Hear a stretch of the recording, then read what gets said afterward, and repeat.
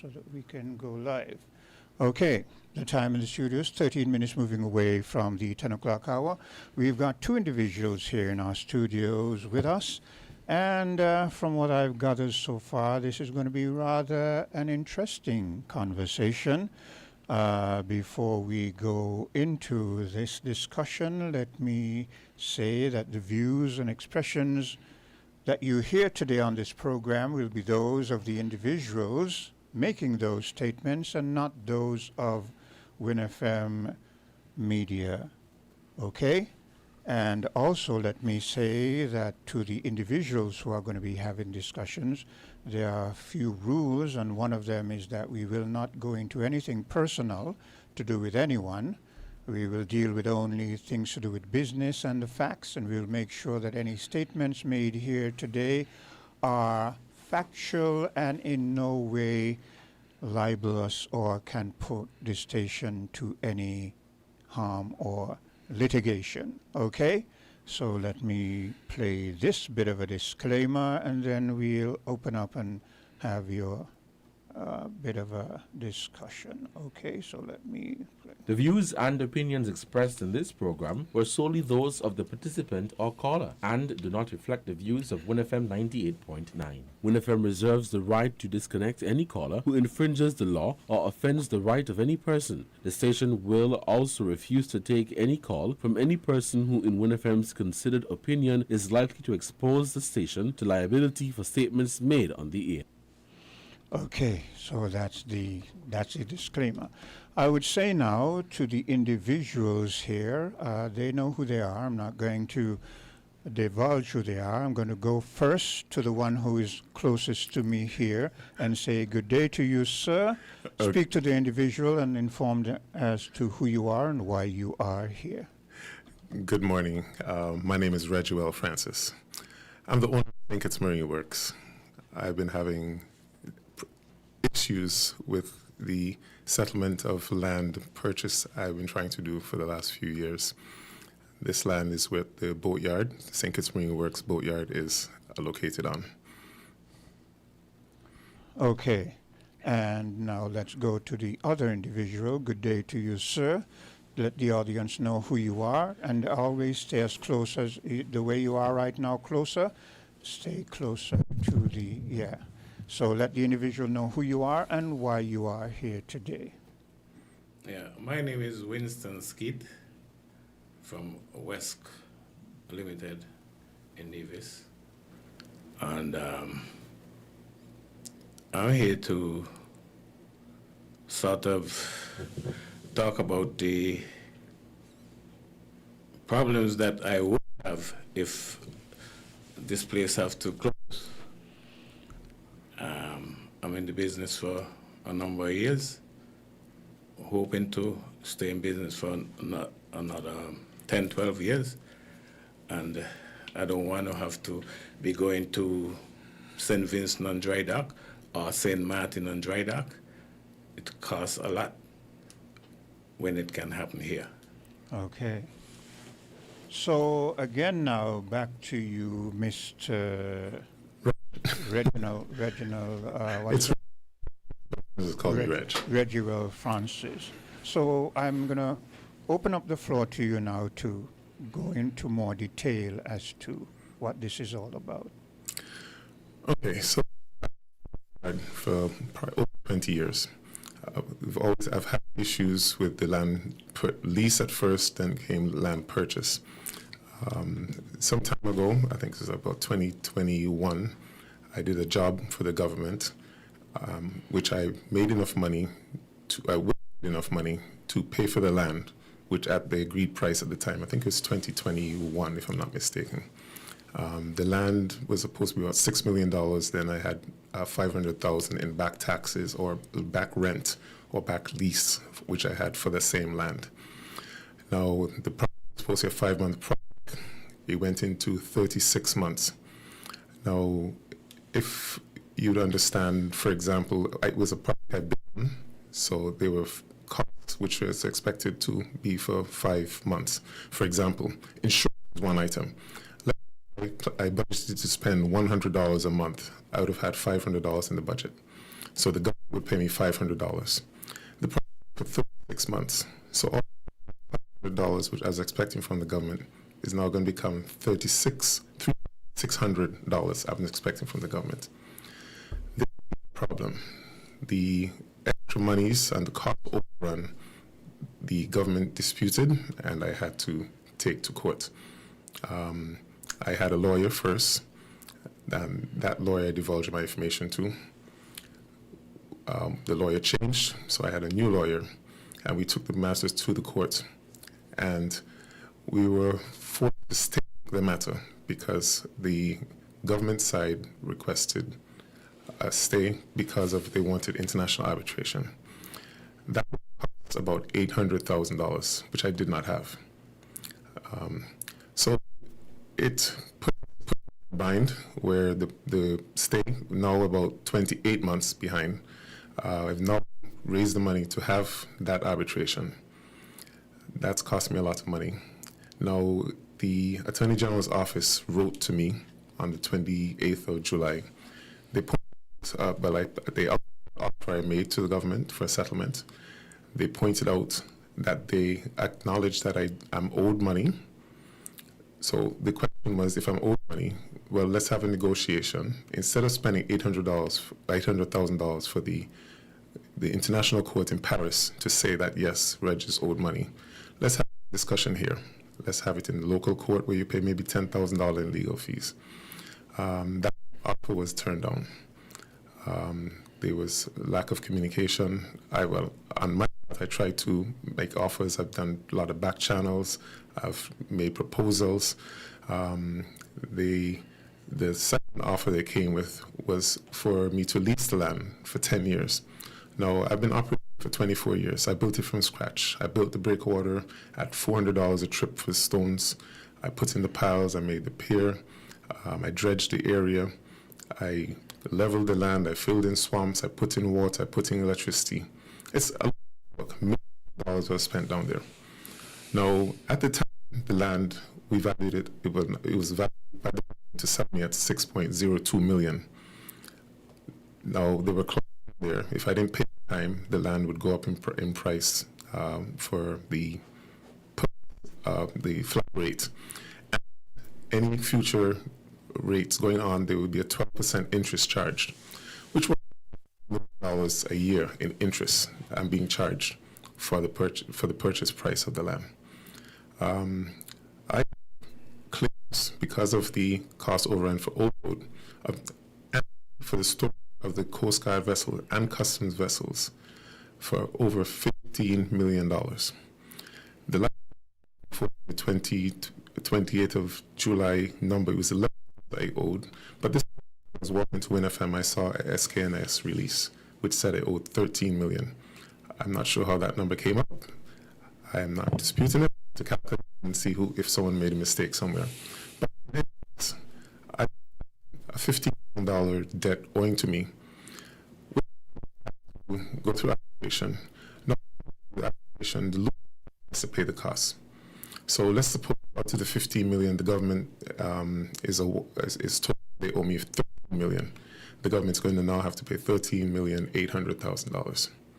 Yes, it's a stop by not allowing the case to be held in local courts. Like I said, I'm losing $1 million a year, but I have interest on my, but it's not at the same high rate. Now, the Coast Guard vessel and a few other vessels were moved last month because we have the hurricane season coming. During the hurricane season for the last 2 years, the boatyard has run out of space. If anyone driving by would look, they'd have seen a lot of white catamarans over on the far side, which will be the eastern side, the side closest to Bastia. For this, I have taken a large number of boats during the hurricane season, similar to taxi drivers. When the tour is in, they have to make a lot of business, can't take a rest because in the off season they're not going to make any money. Yeah. So that's what's happening. So I don't come out because if I the local boats are not going to have a place to come out. Now, it was agreed when I did the same agreement. I did a survey. I gave a copy of the survey to the Sustainable, and they're the ones who signed the agreement with me. I had a very cordial meeting. I was very pleased. I was very excited with the meeting I had a few days ago because of the pleasantness. I saw the opportunity that we may all be able to sit down and negotiate this whole matter. Hold a minute there. You just said a few days ago. Yes, I think Okay, just want to be clear. today is Monday. I think it might have been on Thursday. I could be Monday or Thursday, somewhere there. Just Yeah. was with the PS, Miss S. Dor Tyson, and to my surprise, the Solicitor General was there outside to join us in the meeting. I was, and I must say, I think she's very pleasant, very, very reasonable. But I don't think she knows about my other case. She knows about the matters before us now with the land. I was made to leave my phone outside, and I was only allowed to take notes for myself. In the meeting, I saw something in the SKNS release just now saying that they are offering $4,000 a month for the seabed lease. Yeah. Now, that told me, I was told $4,000 per month per acre, which with a 10-acre seabed lease, that's $40,000 a month. But I accept if they say $4,000 a month. I still get that figure because when I have one boat a day, that's 30 boats. So that price has to be passed on to the boats. But that, in the meeting, it was discussed. I showed my plan and sustained me their survey plan that we had two different plans. Somewhere along the line, it would seem that the wasn't updated on their end. But in June,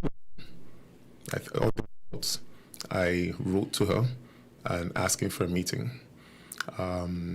She reached out to me. She did point out that she wrote that she was trying to reach me for the last 2 years. Well, at least we were able to meet now and get the information out. Now, with information, if the occupying 16 lots of commercial land. Yeah. Now, the fact that it was disclosed that those lots were sold in July. Now, if you are occupying the land or the wrong piece of land or the land which you think is the wrong piece of land, I think a meeting should have been called first to say, hey, you're sure you have a place? And then everybody could have clarified it. But instead, 6 months was done with at least one I know of. And this is a person who has a junkyard who was asked to be moved in the old area. Hold a second, because in relation to what you're saying, is that pertaining to this part that says the ministry has also asked St. Kitts Marine Works Limited to immediately vacate the 16 adjacent commercial lots which were allocated within the New Guinea industrial and commercial development to other landowners. Is that really that area? Yes. Well, you said 16 there, but in the meeting they told me 2 to 3 people were assigned lots. Okay. That's what's told me in the meeting.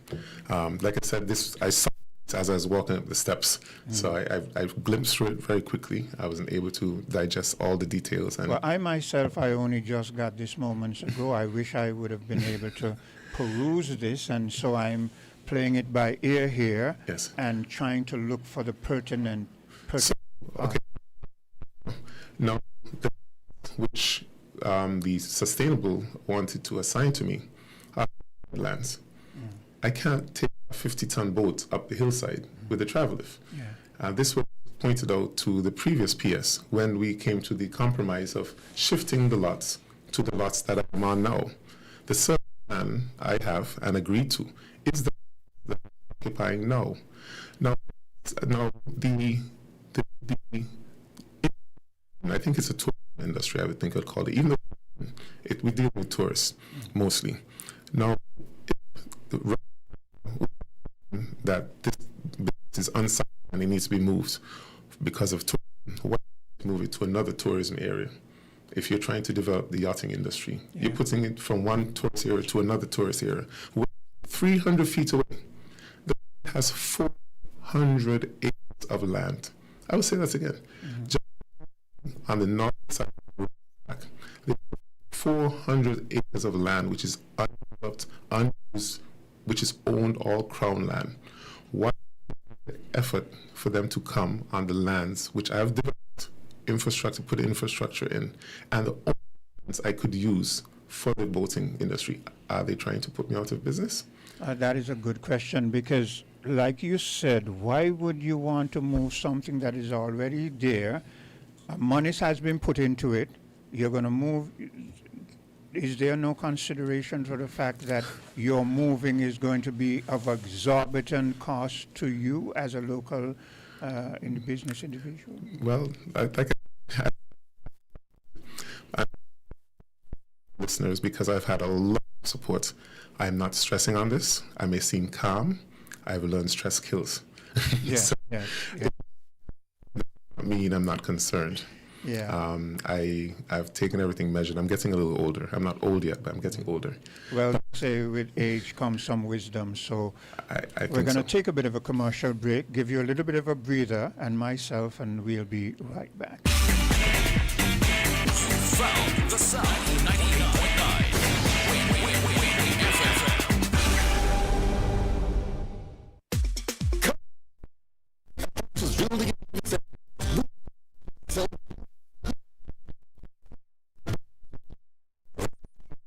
DIY project. We're here to.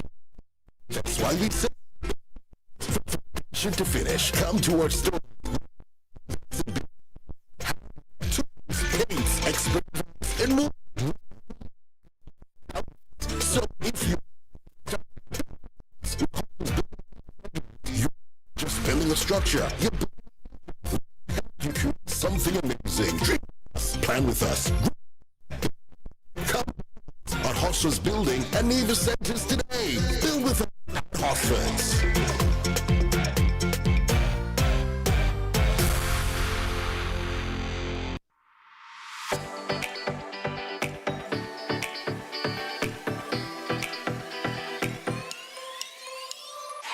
Rams the good food people, always there to serve you. Rams the good food people, locations right near you. Rams the good food people, in-store specials for you. Rams the good food people. Rams is everywhere. Better value, better prices. Rams is everywhere. We are community.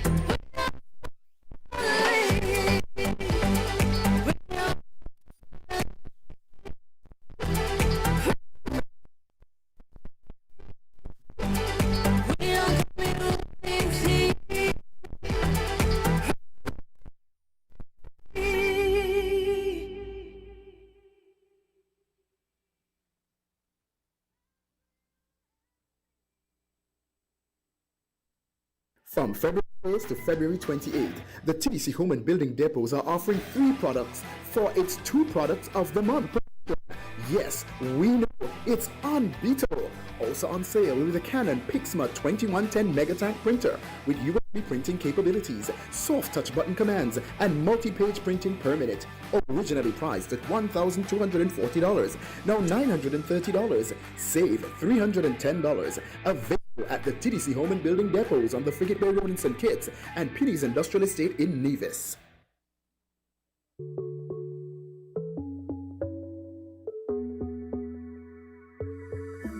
It's the energy of we people, something pulsing inside. It beats in every soul, a feeling we cannot. It's always pushing us forward, the limit up in the sky. There's rhythm in how we flow, a rhythm that can't be denied. It's in the feeling in how we talk. It's in the meaning in our spot. It is the thing that sets us apart. Who we are, 'cause the rhythm of life keeps bumping. Together going strong, no matter what we keep things flowing. Up in the sky, celebrate and come let your rhythm flow, flow, flow, flow, flow, flow. Come let your rhythm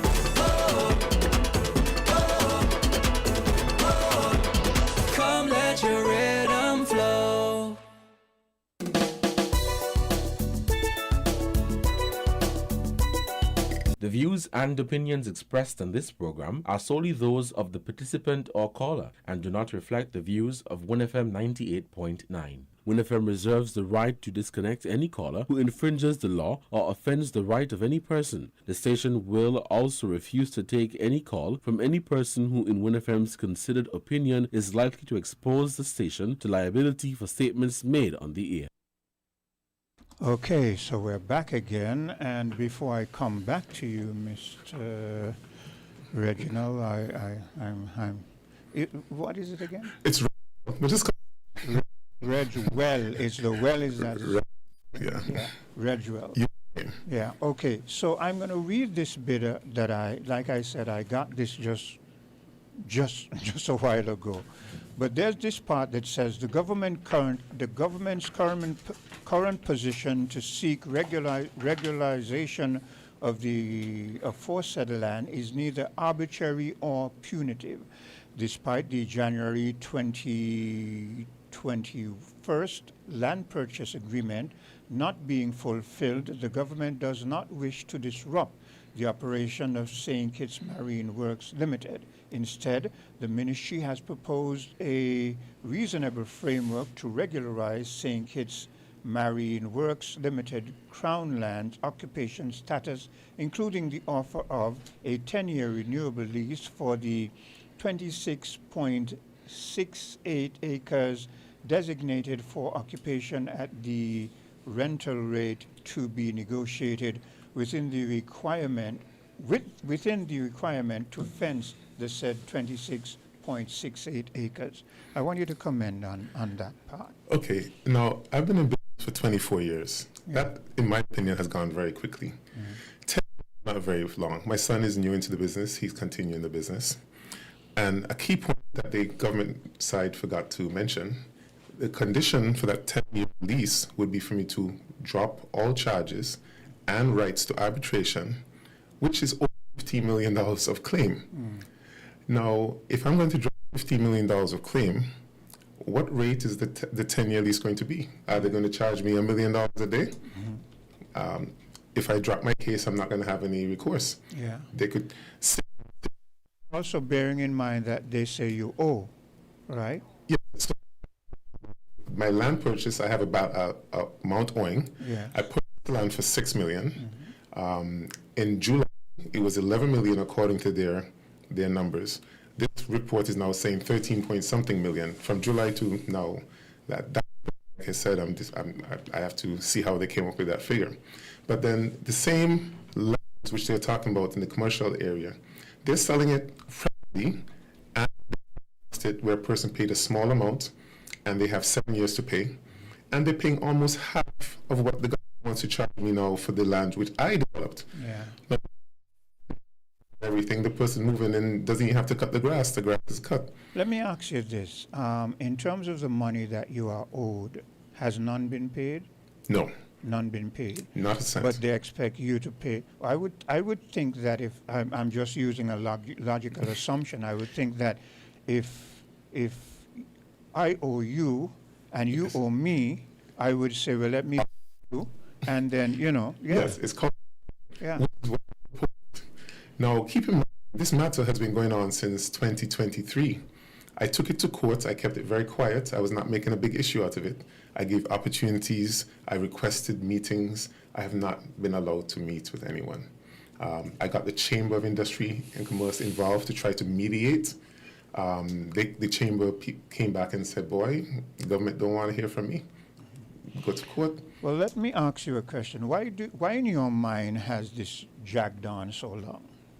Well, this thing, I think, only blew after July, when the ministers signed a MOU in Grenada with the Afram Bank. Now, a little prehistory on that. The minister introduced me to the Afram Bank individuals to, quote-unquote, finance my port. They were looking for a port project to do.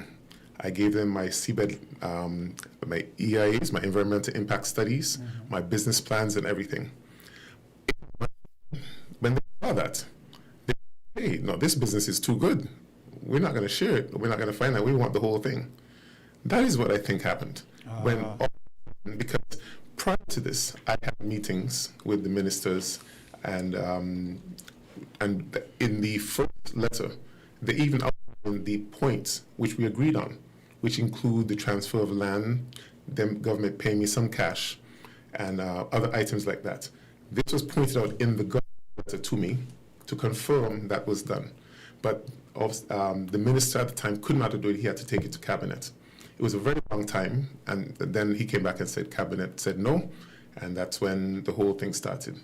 But I got letters in writing saying if I did not withdraw my case, the letter was on the 28th of July, if I did not withdraw my case, I would be evicted from the land, and I charged 8 point something million, I forgot the exact amount, from. That's when I had to inform my patrons that, hey, I'm not dropping my case, so the government might be evicting me from my land. And that's when the whole thing came public. Because I felt it would be fair to let the voters know if I'm going to be evicted, I can't just get evicted and not give them notice. Yeah, because they could now take litigation against you.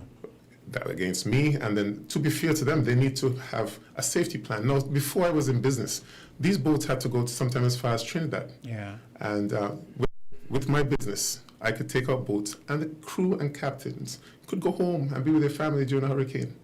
I think that alone is priceless. The ability to repair boats locally, where money is in St. Kitts, is important. In season, the boatyard, we have over 90 people directly and indirectly employed by us. Let me go over to Mr. Skeet now, because you speak about people who use your facilities. So, Mr. Skeet, I want you to go closer, please. Mr. Skeet, have you been one of those individuals who have used this facility? Yes, sir. And I want you to tell me what this facility means to you as a boat owner, especially in times of hurricane and other duress. Well, I could tell you that it's been the best thing ever happened to me having a boatyard in St. Kitts, because I have to go to Trinidad. In 2008, I went to Trinidad with the Sea Hustler, and every I have to go to St. Martin until this boatyard came in St. Kitts. Because, for instance, to haul out this Sea Hustler, it's 114 tons. And St. Martin giving me problems hauling it because I have to dump all my fuel, all my water, take everything off the boat in order to haul it there. Here in St. Kitts, I don't have that problem. And it don't cost me that much running all over the place. For instance, the last hurricane we had, it was Mary. I see my mother out there naked with the Sea Hustler out there. And so I decided I'm not going to fight another hurricane again. I'm going to haul out the boat. Yeah. And the service between St. Kitts and Nevis. But there's a point that you just brought up, even me as a layman, where you have to take off your fuel and take off your oil. I would understand that predicament that would put you in, because you want to be in a position where soon as you're ready to go, rather than having to go and refuel and all that kind of stuff. So apparently this facility offers you a position, a place where you can go, and whenever you're ready to move, let's say you were to move from there and do a business, you can go straight into doing that. Isn't it so? Exactly. Yeah. On my St. Kitts going to Nevis, have a problem with breaker shaft or pick up a rope that I have to go and dry dock, and I will call Mr. Francis, and he needs time to come. You see, in order to have my service continued. So I'm Mr. Francis, and I'm looking at the government to get and try and solve this problem, because it's not just Mr. Skeet is gonna hurt. It hurt everybody who used that facilities. Everybody it hurts. Okay, so then it brings up the next question, and this is back to Mr. Francis. Why don't you meet and negotiate with the government? Every opportunity I get to go to the media, I tell them I'm very interested in meeting. My lawyers wrote to them to that effect. We offer to drop all charges in exchange for the land. We've made offers to even donate monies to the society, I mean, individuals, the AVEC and all that. Yeah. The last proposal I gave, I said 50,000 a year for 10 years. Okay, hold a second. Repeat that part where you spoke about charges. Yeah, so in proposals, I think the first in July, where I said, look, I will drop all charges, the $50 million claim, the storage of stalwart, the storage of customs, and the old claims in exchange, which is $50 million for at the time, it was $11 million worth of land. Yeah. Well, remember, $6 million. Yeah. Was for back rents. Yeah. And then the rest, now 13 is all interest. Now, my have not gotten any financing from the government. No passport sales, no citizenship, no CBI, nothing like that. I'm aware of many companies who've been financed extremely by government, or even given, or which they don't have to pay back, or which they have interest rates. I'm not sure the details. But I've had none of that. Instead, I've had the opposite. I've just have been taxed. I've paid all my land taxes. I keep the people employed, Social Security. I kept staff on, and I paid them.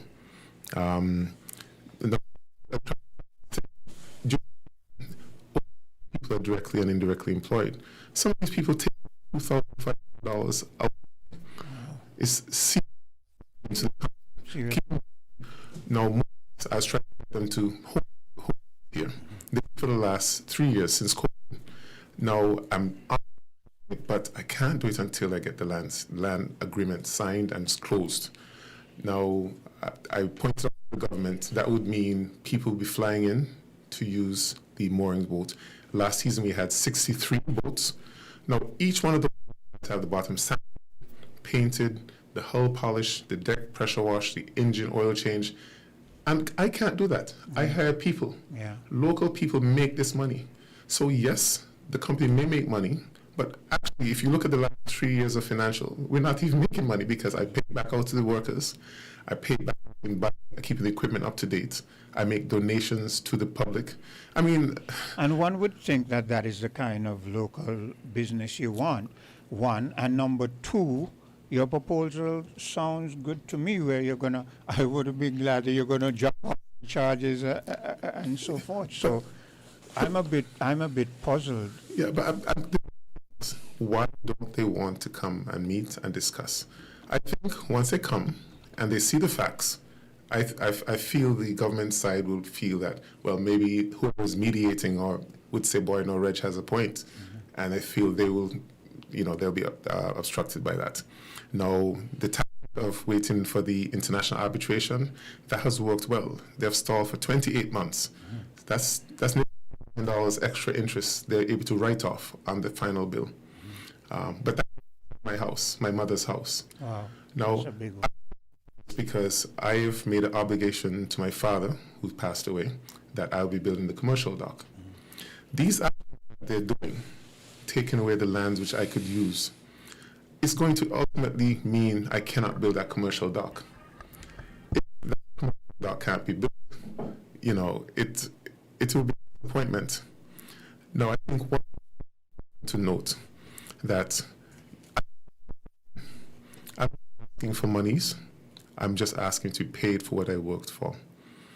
Another thing, kids especially need to see local locals making money or locals in successful business. The walk down 4th Street, all they're seeing are foreign businesses, seeing foreigners. We're the local people. When they go to the villages, all the local shops, those are closed.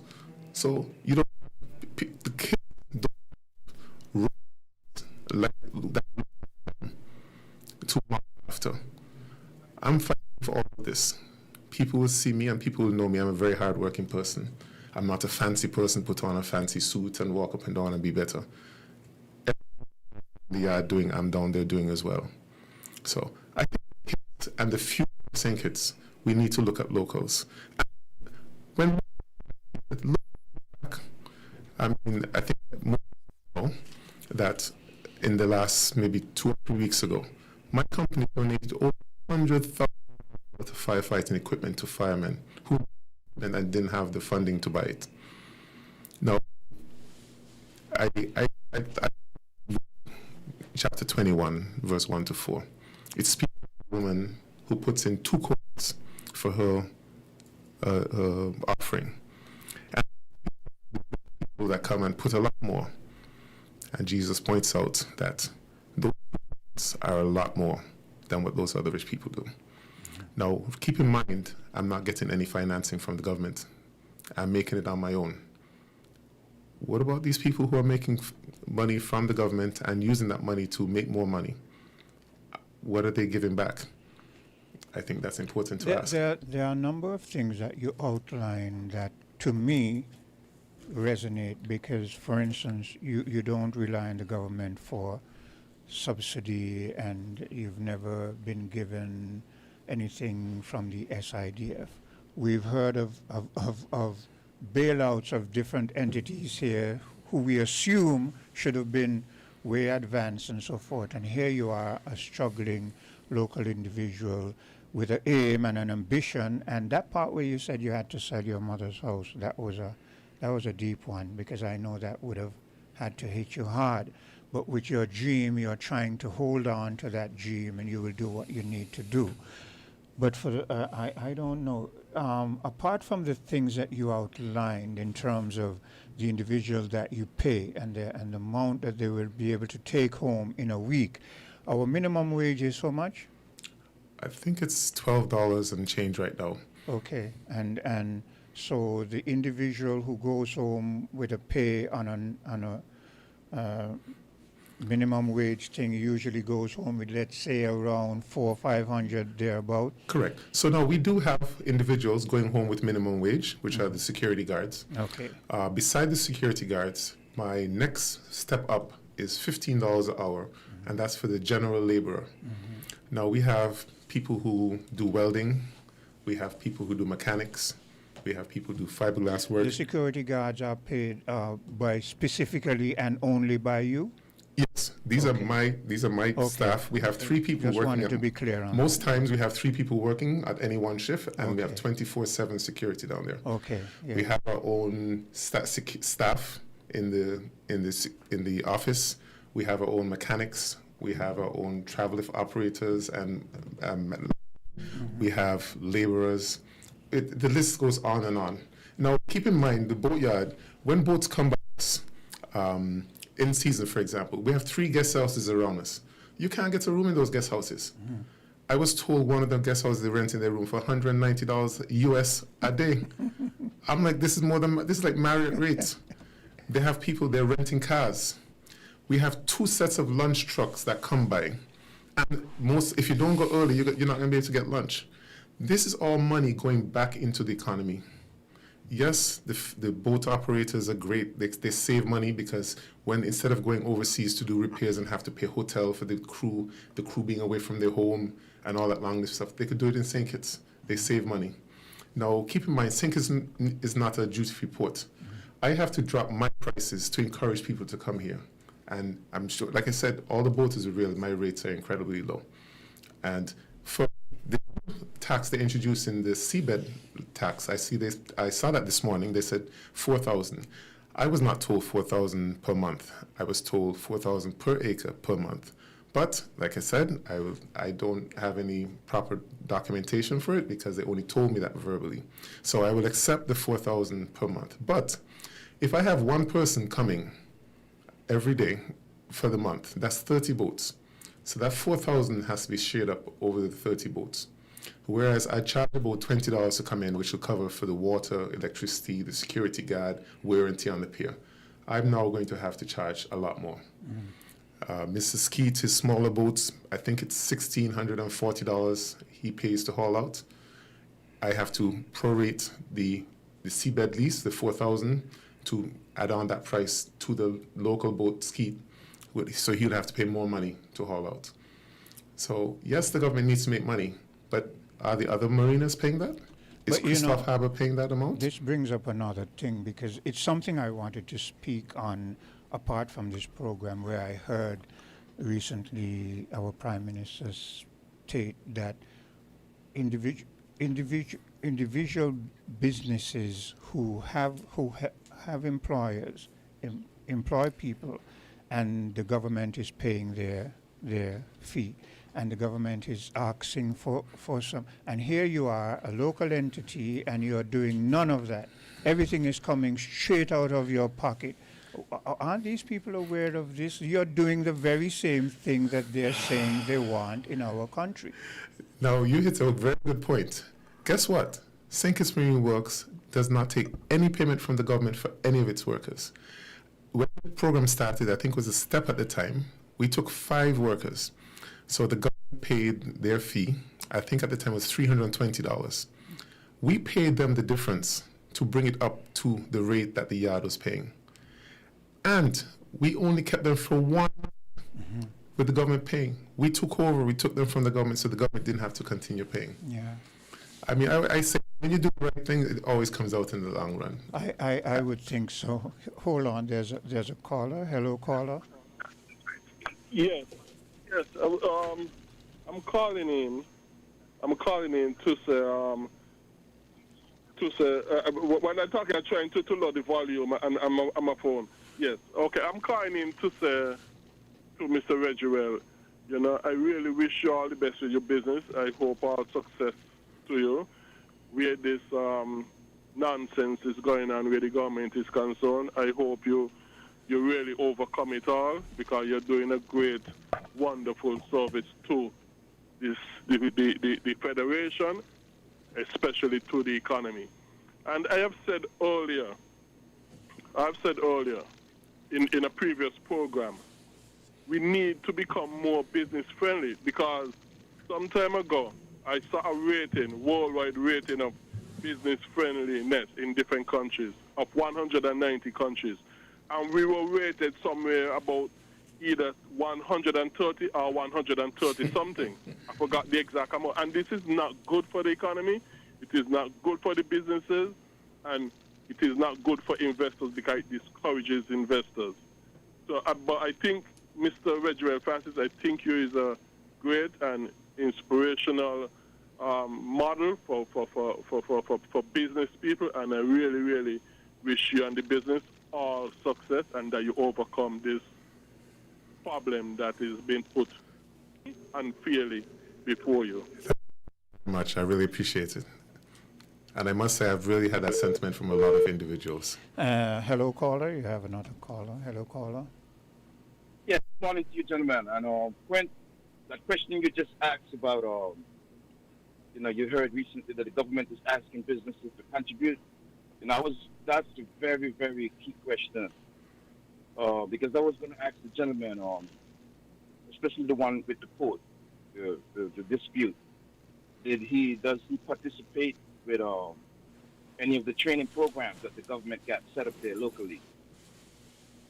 That's one question I wanted to ask. And he said the arbitration, the state government has proposed to the court and going to force him to go to that arbitration to pay $800,000, right?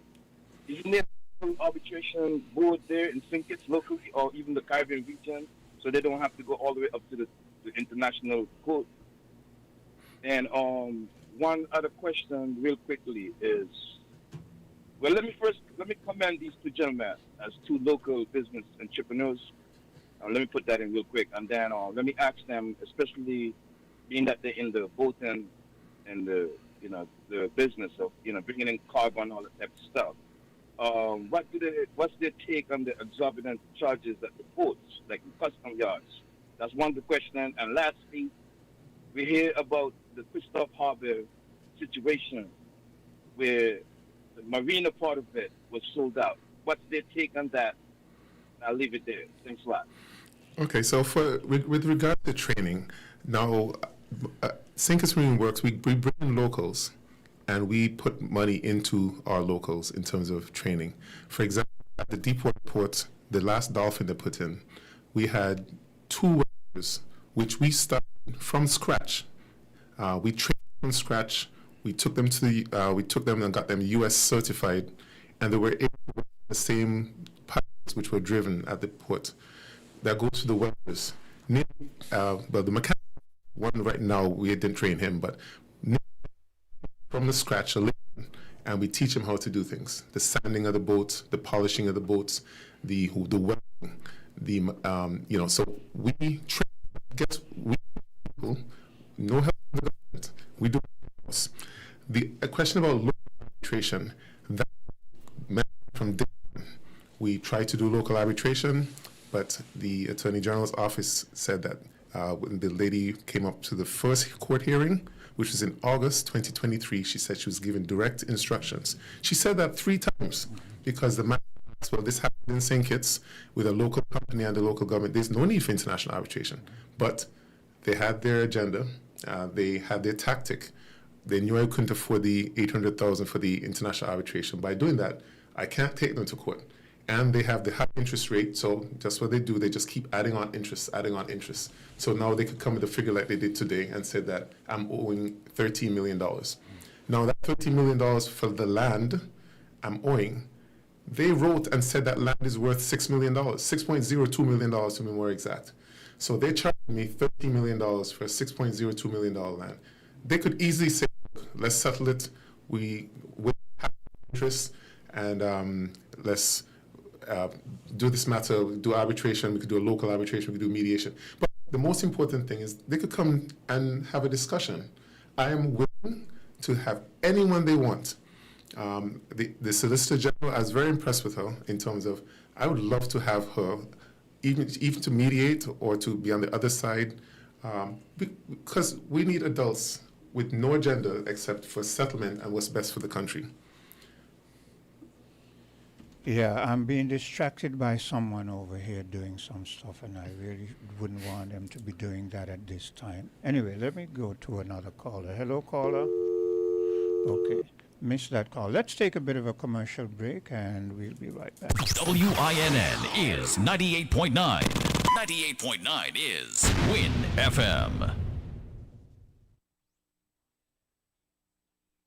More than 42 million cars from 19 different car companies are being recalled for faulty airbag inflators. Repairs are fast, easy, and free. The problem isn't with the airbag, it's with the airbag inflator.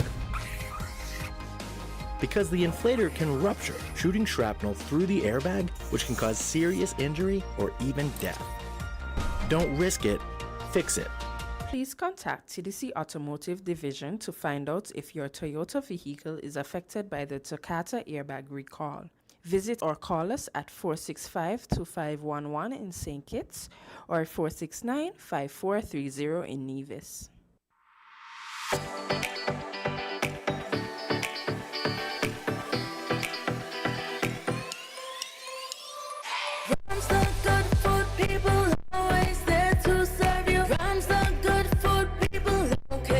Right near you. Rams the good food people in store specials for you. Rams the good food people. Rams is better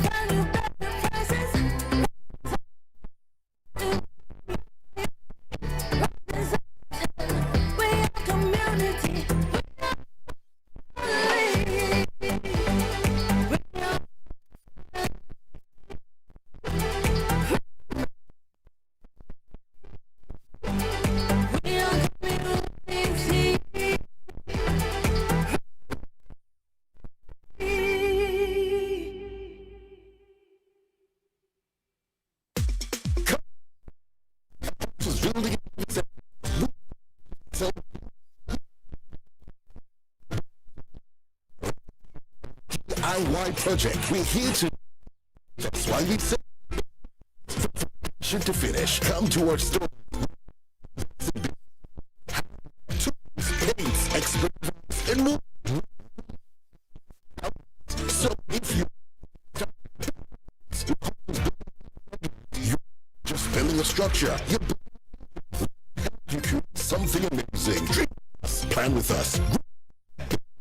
Come on Hofstra's building and Nevis Centers today. Build with us at Hofstra's.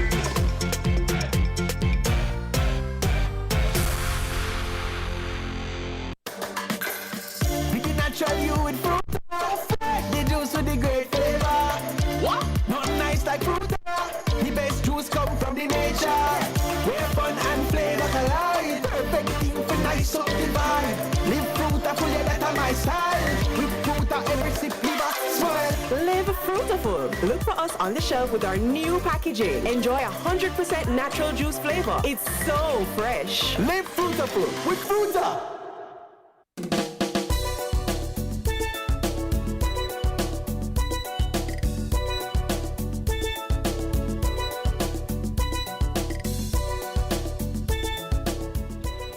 And we're back again, and let's go straight to the phone lines and hear what this person has to say. Hello? Hello? Hello? This is winnfm? Yes, yeah. I'm online? I'm on here? Yeah, but remember, just be careful of what you're going to say, okay? Go ahead. Yeah, yes, sir. Yes, sir. Go ahead. Good morning to Mr. Skeet, your quintessential, and Mr. Francis. Mr. Francis just calling to try to encourage you. I know it's not easy. As a matter of fact, growing up, I could remember as a youngster, we used to go over Friars Beach on Sundays. And you're a guy that I always admire. You work very hard and you play hard. You know, I remember one time you came over with you had a parasail boat. You gave a bunch of us a ride. I could recall seeing you coming down to Anguilla with your poker and your power cat for poker run. You know, with your big sinking flag flying high. And when I saw you started that business down there, I said, man, that's a brilliant idea. As Keith said earlier, before you came into business, you had boats you had to go all over the Caribbean to do dry dock and weather, to hide from weather and whatnot.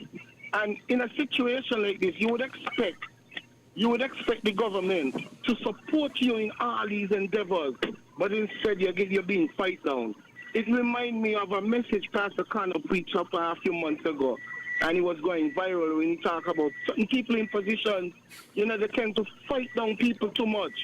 And Reggie, don't give up, because you earlier you spoke about the economic impact. I could recall seeing a bunch of the sailors going back and forth down New Guinea by the different apartments and whatnot. They're staying down there.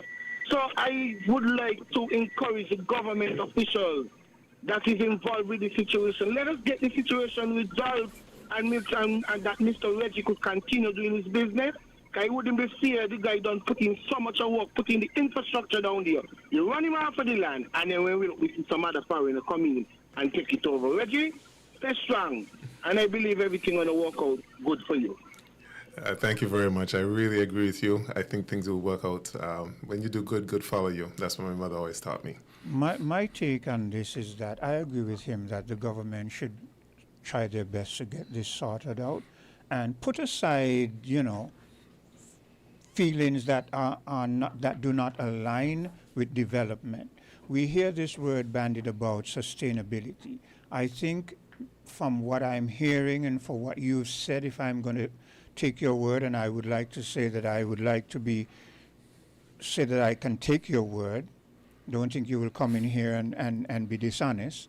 And there was a caller validating you, and there's Mr. Skeet also validating you. I am saying, because of the fact that what you're doing is what we need for sustainability, I think the government should find some kind of middle ground. I don't know what is happening. For the life of me, it baffles me.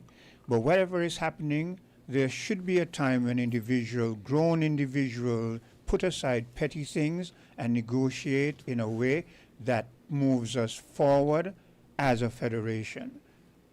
Yes. So the proposal, which they mentioned with the 10-year lease, Okay, first of all, if that was a 50-year lease, I could look at it. If the rate was specified, so I know it's reasonable. And what they didn't mention in there, that they also said that they will have to see what lands are available.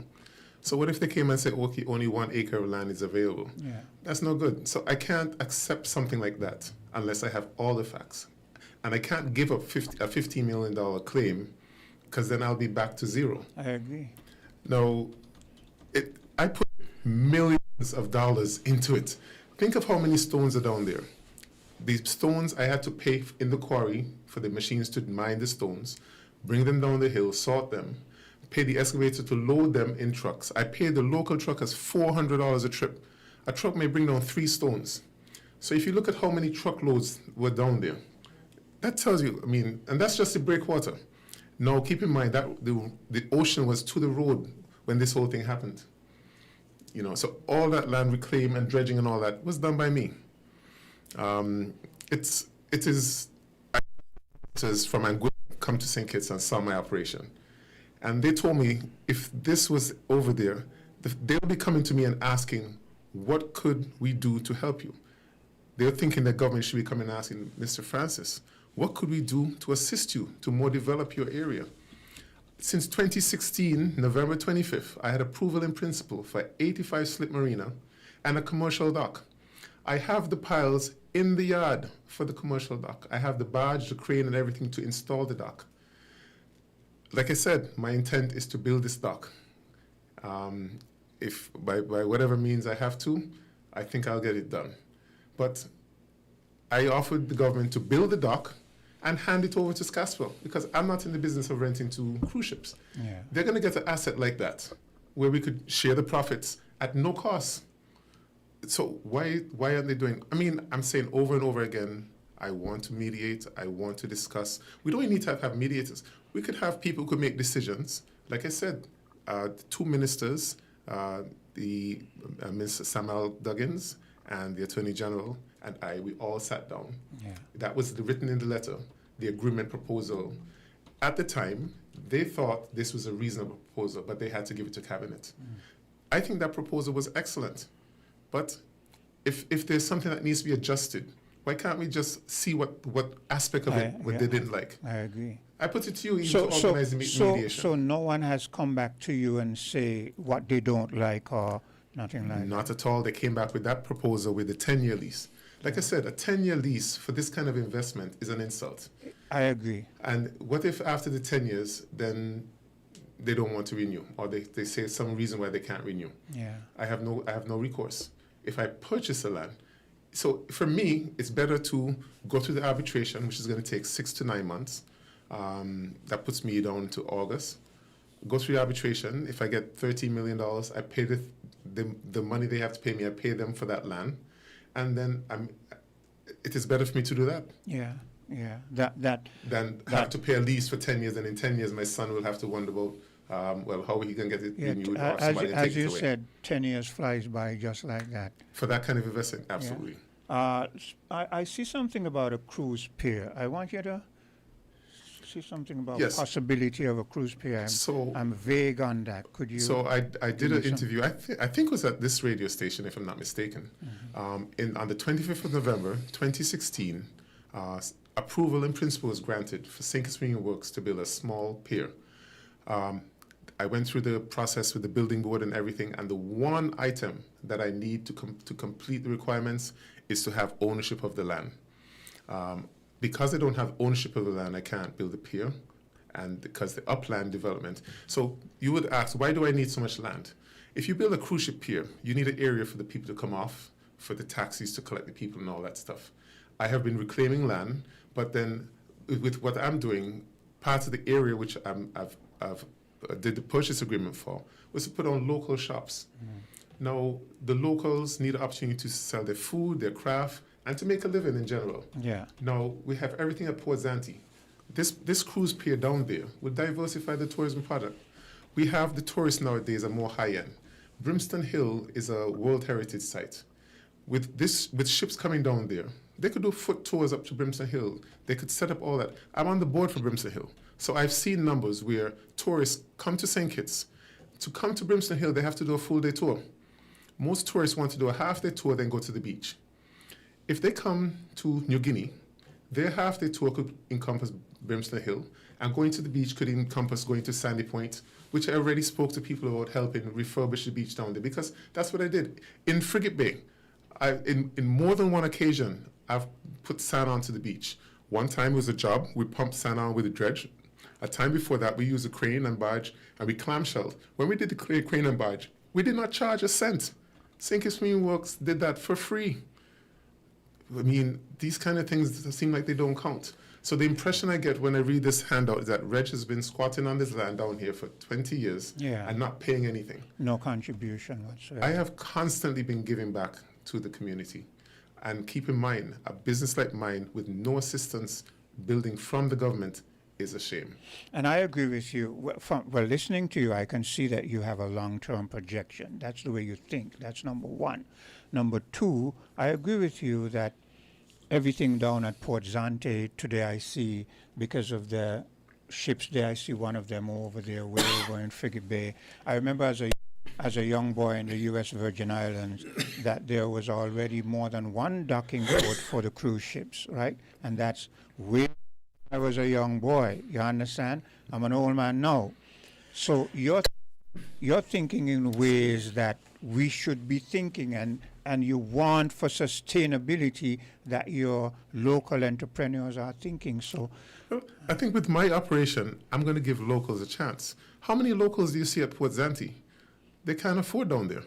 I mean, I have an unwritten rule. Locals are going to have first preference. I already brought in actually those mobile homes that you see me have. The initial reason for bringing them in was to have them there for people to rent and to have a small shop to make it affordable for them. And I looked, and we even went further and spoke about the walkway going down into Sandy Point by the playfield. There's a paved area there.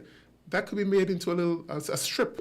People have little umbrellas and little stalls. Yeah. So when tourists walk down on the way to the beach, they could buy and shop. Yeah. So it's not all about Reg. It's about for the development of St. Kitts. I hear you. I hear you. Now, keep another point. In 2024, we have immigration, customs, and health at our location at St. Kitts Marine Works. Yeah. Everything is there. They recorded, immigration told me in 2024, they recorded more boat traffic, people traffic, coming from Statia, St. Martin, and all those places down by me than Port Zante and Christophe Harbour combined. Wow. No, I don't charge any rent for immigration. I don't charge any rent for customs or health. All these are provided free of charge. Wow. I mean, and I'm sure the listening, it's good for us to hear these things, you know. And I would say to you, for future, make it your business that occasionally, sometimes in the year, you have programs where you come to the people and you let them know what is ongoing, because then people will tend to feel like, oh, well, only because of this, you know, you're coming. But with your kind of initiative and the plans that you project and propose, I think that you should be able to come to the people and say maybe once every 4 months or twice annually. I don't know.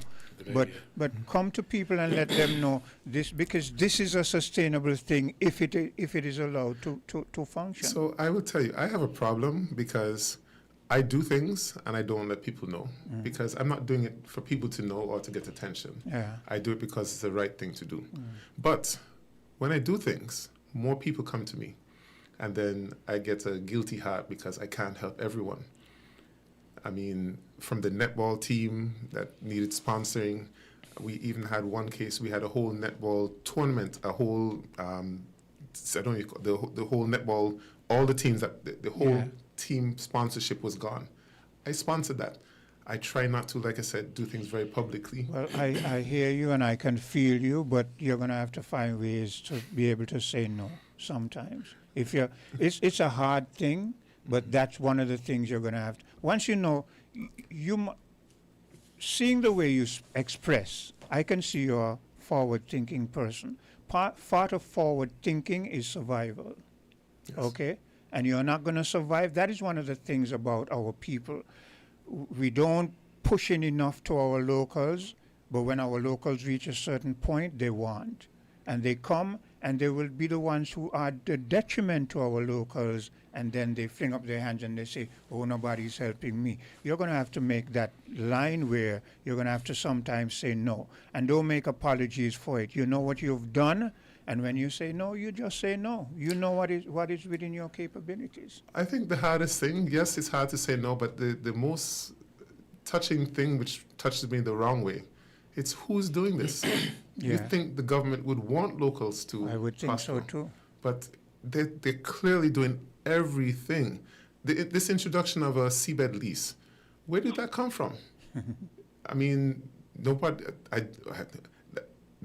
My small operation is being charged to be charged $4,000 according to them. Like I said, it was $40,000 when I spoke to them, but they told me it was per acre. But if it's at $4,000, look at the size of Christoph Harbour.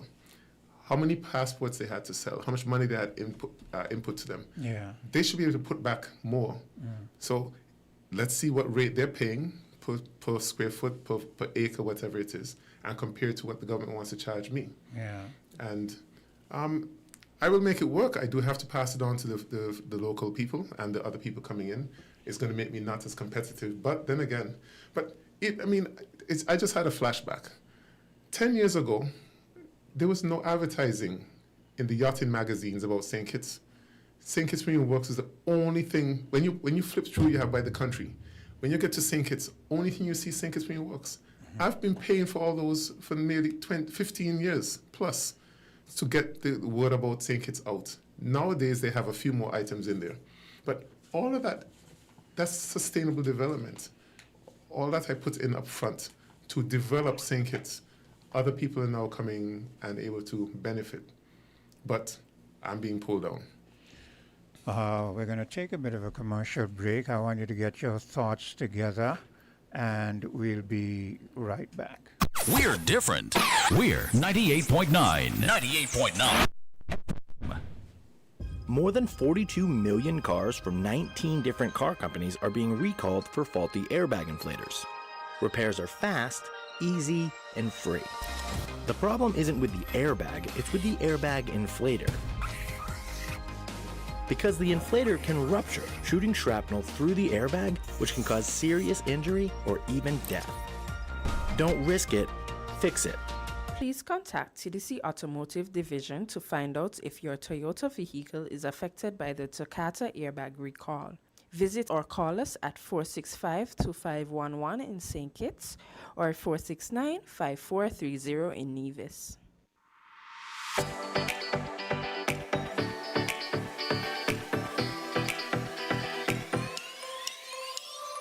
Rams the good food people, always there to serve you. Rams the good food people, locations right near you. Rams the good food people, in-store specials for you. Rams the good food people. When you need better service, Rams is always here. Better value, better prices. Rams is always here. Rewarding your loyalty. Rams is always here. We are community. We are family. We are family.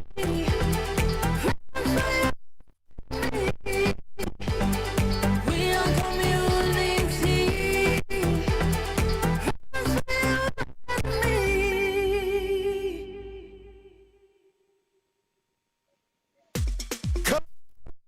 At Hostels Building and Nevis Centers, we don't just sell materials, we help you build your dreams. Renovation or DIY project, we're here to. And that's why we say, build with us from foundation to finish. Come to our stores where we have the best in building materials, hardware, tools, paints, expert advice, and more. Whatever you need, you can count on us. So if you're ready to get started, build with us. With Hostels Building and Nevis Centers, you're just building a structure, you're building a future. Let us help you create something amazing. Dream with us, plan with us, grow with us, build with us. Come build with us at Hostels Building and Nevis Centers today. Build with us at Hostels.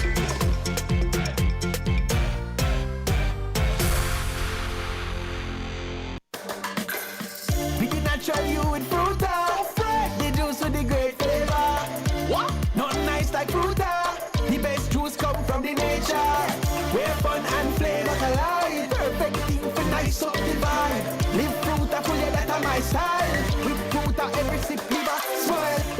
fruitful. Look for us on the shelf with our new packaging. Enjoy 100% natural juice flavor. It's so fresh. Live fruitful with Fruta.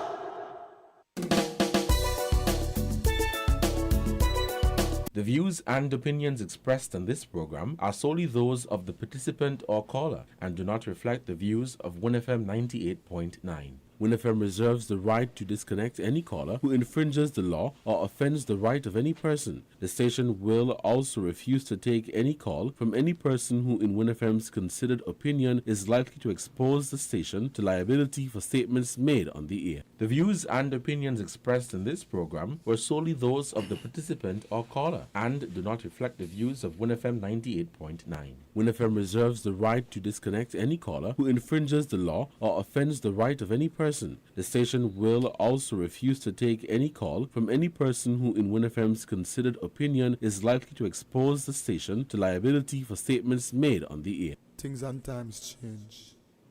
Okay, so... Hello, Pim? Hello? Yes. Yes. Could I make two quick statements? Number one, well, the little North Skeet, he seems to me to be a very good businessman as well, so I didn't mean to left him out in my comments earlier, you know. Yeah, Skeet seemed to be a model businessman as well.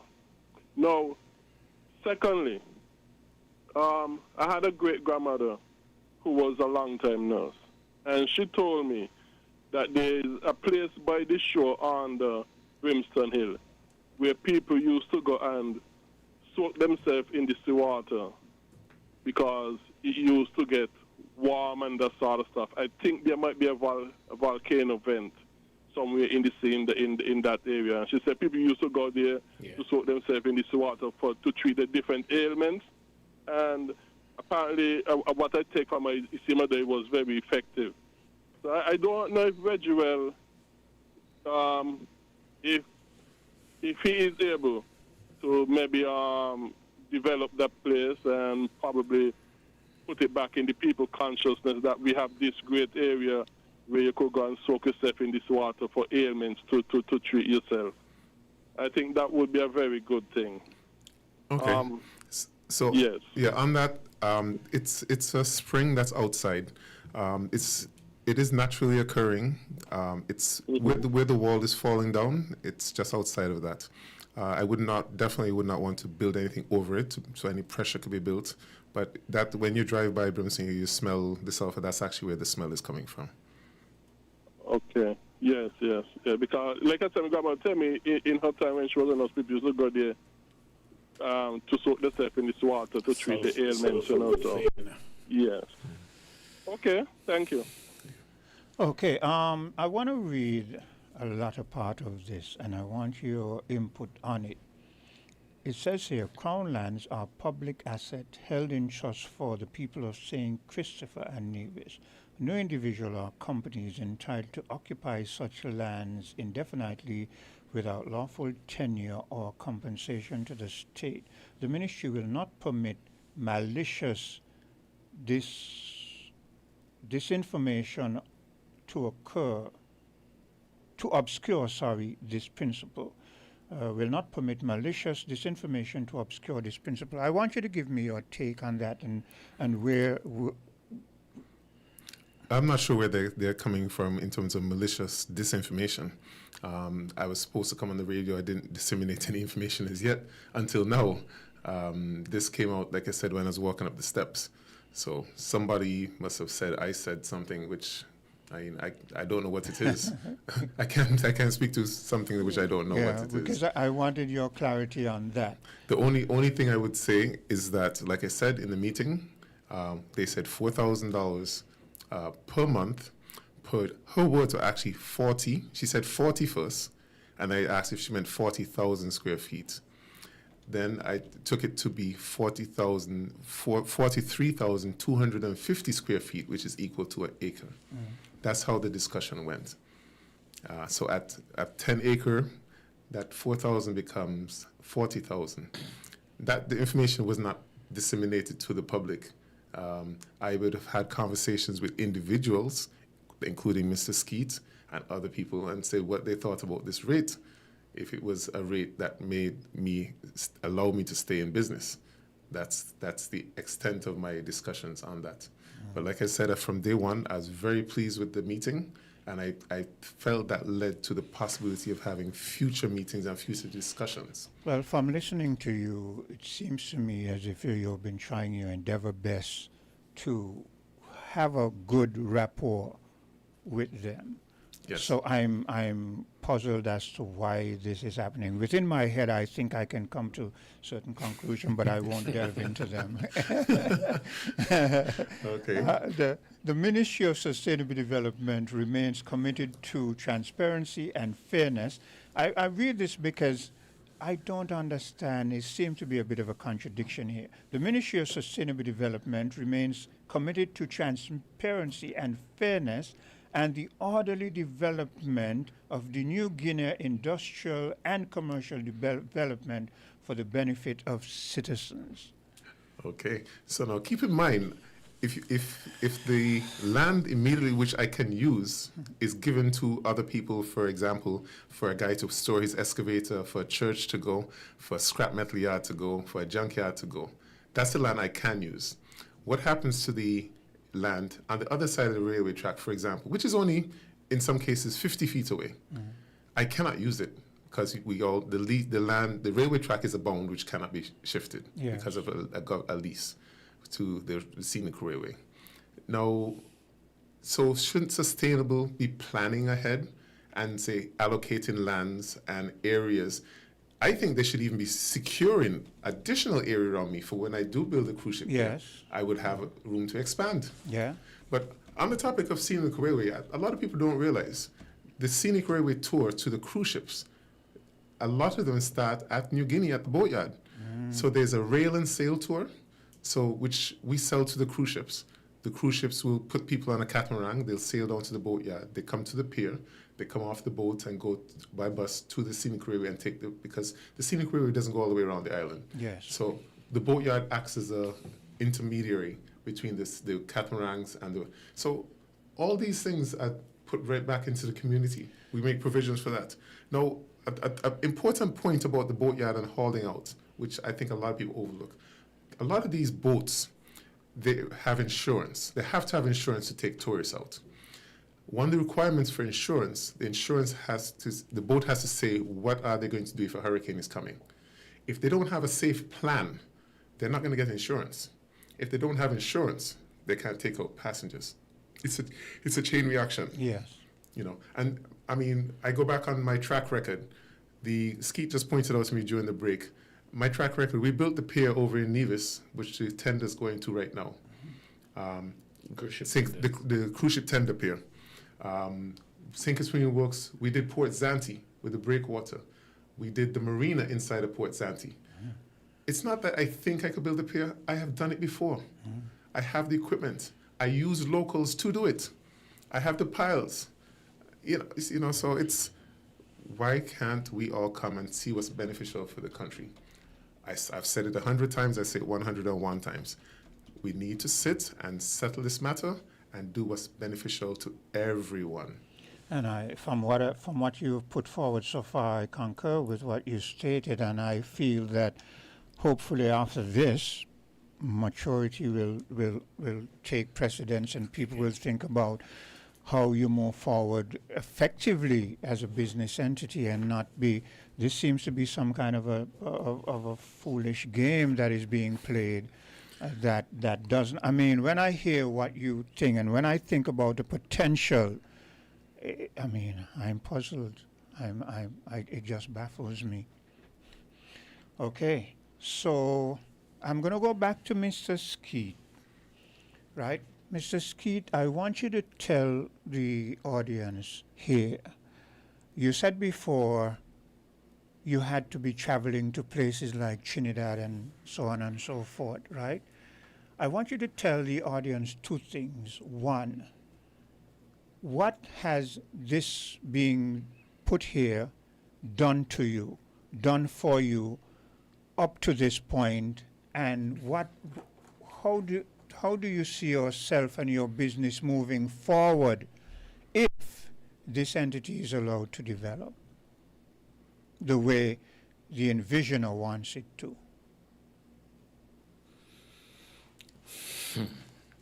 Well, like I said before, I go to Trinidad, I go to St. Vincent, I go to St. Martin, and it was very, very costly. And that means a cost to travel as opposed to when you get to the dockyard and having to deal with the dockyard. Is it that not so? That's correct. Yeah. So I'm saying, for a boatyard like St. Kitts Marine Works in St. Kitts, it's a plus for the tourism industry, for the marine industry, for everybody. And I can't see why this thing cannot be settled, because all the other boatmen, they're worried. If we just have a storm pending, you see everybody going to haul out for safety. And I can't see why the general public cannot come out and sort of condemn what's going on here. Yeah. I think caution prevents danger. And if you have some place to go before a storm, you go there. And you can go home instead of out there fighting the storm on the boat. Yeah. Maybe, a lot of people does not know about the marine industry, how it works, and how. Well, I am one of those because I learned a lot from what Miss can't remember the name. I'm not good at names. Reggie. Mr. Reggie outlined. It has been a lesson for me, because I didn't know that this facility offered so much and was such a bit of a haven. And when I hear Miss Skeet speak to the fact that going to St. Martin, they were saying you have to bring the boat empty and everything, and then costs and all that kind of stuff. I mean, I'm impressed. I see you as a very forward-thinking person, and I think that is what our federation needs. And then you speak to your son, who is going to be carrying on this venture. You understand? So I'm not usually at a loss for words, but in this case, I am baffled. I'm trying to wring my way around. There are certain things that, like I said, come to mind, but I can't divulge them on the air because, to me, if my way of thinking is right, it means that we are dealing with more pettiness as opposed to proper development. Okay, so I'm going to let you go back. Is there anything that has been missed? Because I've only gotten a smattering of what you're doing here. So there's so much more that could be said on this whole matter, but honestly, it's just where do we begin? And I just don't want to start anything else to cause any more confusion.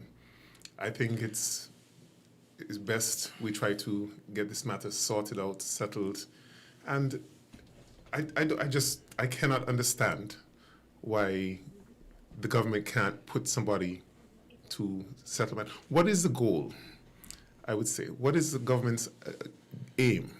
If they're going to keep jacking up the price, are they wanting me to do the arbitration and then have the amount settled? When the amount is settled, what happens next? Are they going to say, well, the land's not available, which is what they're doing now? They're trying to sell out the land which is needed by me to individuals. And how could they justify selling me land at twice the rate as someone else who's coming to buy the land freshly? Considering that my rate also includes to pay payment for the use of the land. So it's not like I've used the land in the past and I haven't paid. Part of my payment is including the use of the land. So I'm paying for everything, but still no negotiation. Like you said, we were baffled. I'm still hoping that they could come and say, okay, look, let's settle this matter. This is going on too long, because it's only going to get worse with the arbitration coming out. The results are going to come out from it. Questions are going to be asked. And I try to put everything up front and everyone sees everything. So on my end, like you said, you're baffled. I think we'll have to figure why we're all baffled. Well, I don't know. Now, I'm going to ask you this question, and it's more personal now in terms of you. Do you and your son speak about these things, and what is his demeanor? How does he feel when he sees what is happening? Does this have a negative effect on him in terms of projection forward? Well, I don't know how to put this in terms of, my son is very unique in terms of, I would say nothing bothers him. He's taken what I'm trying to get to a whole different level. He's very peaceful, very calm. What is to be will be, and he goes with the flow. My mother, Telka Francis, I always say I think she's looking over me. And I'm happy that my son could be calm. That's important to me. So, yeah. So, yeah, because I'm making sure he's going to be comfortable. That is why I'm not going to sign a 10-year lease. Yeah. I have to make sure something is left for him to carry on. Well, I asked that because I'm a parent myself, and yesterday I was with my youngest daughter and we were speaking about certain things, and I know I said certain things to her about, projections and the future. So I would assume that every father with a plan towards leaving something to posterity does that. That's why I asked that question, because I wouldn't want to think that your son has become so despondent that he feels, well, I'm going to just throw up my hands and. Well, I think this even goes beyond my son. Like I said before, this goes to petitions. Yeah. What is happening in St. Kitts? Locals are not being given the opportunities they should be. We have foreign companies coming in here, getting the jobs, getting the big money, and then hiring locals, paying them pittance, and going. I have one example, Port Zante. When they built the second pier, there's a company called American Bridge. It's a US-based company. They did not want the responsibility and the liability of hiring locals. I had to speak to them and said, look, let's find a solution, because you're going to save money if you hire locals. I had to go to them with a proposal for St. Kitts Marine Works to be a subcontractor. And I hired the locals and gave it to those guys, including those certified welders, because they need certified welders. We had the people come in and do their tests so they could get the certificates for the welding.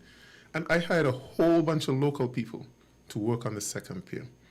And if I did not do that, maybe the locals wouldn't have got that job. That same American Bridge, before that, they worked at Christoph Harbor. And the same thing.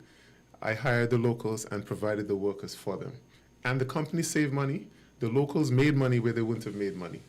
So you have a company, local company, wanting to come forward.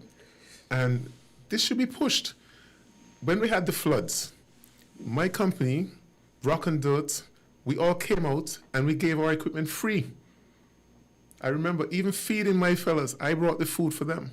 The fuel, they got paid to run my loaders through the ferry terminal, where my loader bucket has 7 yards, whereas a backhoe bucket is just over a yard. We started cleaning up down there. When the foreign company was doing a major contract here, we asked him to bring his truck. The first thing he said to us, who is paying? So, I mean, you could ask Strap about that. Because we have a caller. Okay, the caller. Yes, that was going to be my vein of thought, actually. How come a local company is not empowered, give whatever concessions are needed. It wasn't that you're asking for it free, but certainly a local company should be empowered and given concessions just like any foreign company. Yeah. Right? And that location down there, you know, it is so, it's prime in the sense that it's right next to Brimstone Hill. And look at what you've done with down there. I can't imagine what other kind of development could be there. It fits perfectly with Brimstone Hill history, boating and maritime stuff. Okay, it fits perfectly with that. And what it sounds like is that whoever is retired in this, they just have the mindset, the consciousness of things like history, the importance of local business, developing, giving every encouragement to that. It's a wrong mindset. Hold a minute there. Let me ask you something, Mr. Reggie. Did someone come to you in the very beginning and say, there's that area called New Guinea, we want you to go and do development there? Give us a sort of a thing about that. Well, 20-something years ago, I'm in the marine sector. Yeah. I didn't do marine engineering, but I have done a lot of construction and work. I was running a ferry. For 5 years, I had no place to pull out my ferry, and I thought that's one thing that's needed. If I had a hurricane within that 5 years, I'd have lost my boat. Luckily, we didn't. So I went around the island looking for places. I found this area. The seawater was hitting the main road. The government was about to relocate the main road. I said no. The lands behind there were cane field, full of cow each, abandoned. Some were swampy. I said, that's a lot of work, but I'm going to start small and build. I proceeded to buy a travel lift. When I went to buy it, I found a good deal from the original manufacturer for a very big one. So when I started out, St. Kitts was in the top 3 for haul-outs in the Caribbean. We were competing with Puerto Rico and Trinidad. Then you had St. Kitts. That is how powerful we were here. I built that. I trucked in material. I reclaimed the land. I trucked in the boulders to make the breakwater. Like I said, I spent millions to make down there what it is. The proximity to Brimstone Hill was always a challenge, and I said, when you have a challenge, you have to turn it to a benefit. We have to bring in tourists here. Tourists, the new modern tourists, they want high-end things. They don't want to go into a gift shop and just see trinkets that were made in China and they're mass-produced around the world and somebody just painted on St. Kitts on it. They want to take their children and show history, take them to Brimstone Hill. And something that people always miss out on, Fort Charles. Fort Charles is right there. That's another major site. We are presently trying to develop it. We have cannons which are falling in the ocean. I mean, yeah, like I said, a lot of things St. Kitts Community Works does we don't announce. But when Fort Charles, that's another major major item for St. Kitts. The tourists coming to St. Kitts say they want things to do, places to see, and tours to go on. We need to develop these things, not just Port Zante where they come in and walk around the shops and go back to the ships. Mr. McMahon, I asked that question because of the line that you had taken up. It kind of came to me. So you understand this is from his inception. Yeah, that was his vision, right. Yeah. Essentially, yes. You know, and to be blocking that, you know, and the thing is not coming up with something, you know, they're not even coming up with something better. Right, because from the rumors, maybe they're only rumors, of a transshipment facility, and I am envisaging lines and rows of containers. That's not suitable for that area, right? I don't know if it's true, but if you take, I really wish they'd rethink something like that. One other point, someone called earlier about the vein in the area, that warms the water, right? Is it? I don't know what the marine environment down there, including the topography underneath there, what the seabed is like and so on. But it's possible that you can put a beach there and take advantage of that warmth there? Well, that area there, actually, like I said, the wall is falling down, so it's not safe for people to walk underneath it. But it's a rocky beach. People go there to fish. You can go in and swim, but it is something we could put sand there very easily. The area outside is actually a sandy bottom, a sandy, grassy bottom. So it's and it's relatively shallow, close by. It gets very deep just outside of Fort Charles. Actually, the French cruise ships, when they come around, they salute Fort Charles and they come very close into shore because it's deep water. Similar to the boatyard, Sinkers Marine Works. Reason why I want to put a commercial dock there, because 120 feet from the breakwater, you're in 35 feet of water. That's the depth of water at Port Santee. And by me, it's naturally occurring, so there's no dredging. When you put the piles in, the sand will pass around it, it won't accumulate, and you won't have to do maintenance dredging. But to the topic where you asked about the commercial dock. Now, the letter on the 28th of July, I think skandvibes.com, where the MOU was signed in Grenada, clearly it said development of a commercial port at New Guinea. It called New Guinea out. As far as I know, I'm the only port. The extent of New Guinea, there are houses on the other side, on both sides of me, Gonzales on the Bastia side, and that long line of houses, which is all joined together, is on the Sandy Point side. So, like you said, a commercial transshipment point would require offloading a 3,000 container ship in 8 hours. I don't know if you look at the ports in Baltimore and all the different U.S. ports. They have 3 gantry cranes, which are about 250 feet high, and they're taking off containers where you have 8 rows of trucks coming to receive the containers and drive off.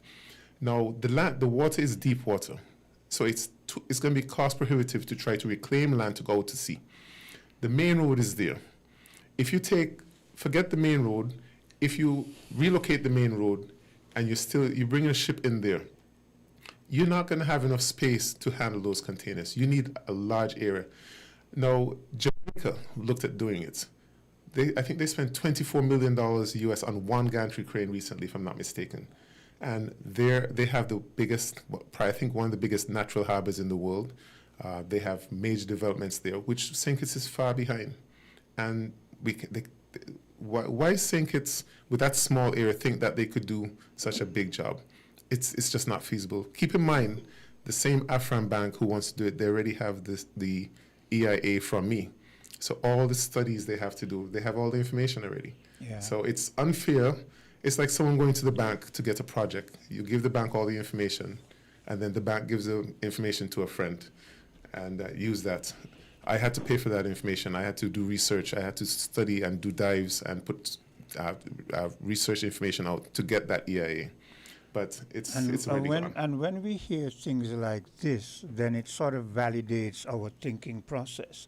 It makes us say, oh, okay, well, now we kind of can understand.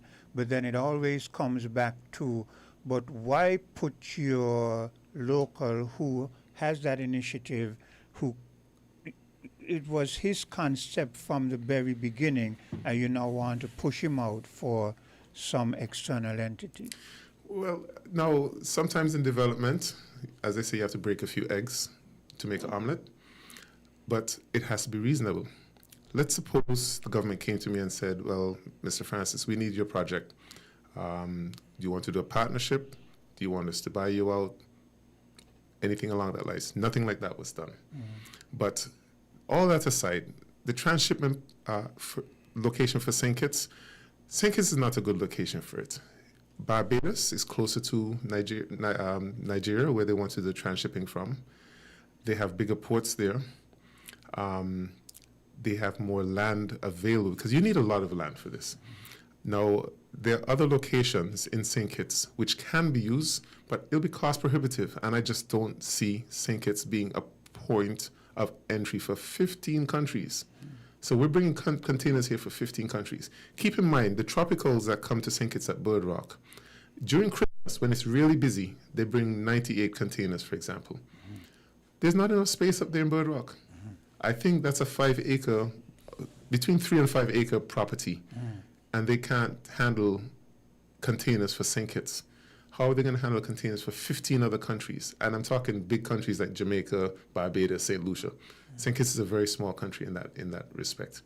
So you have to ask yourself then, right? I mean, that would seem obvious, but why would Affection Bank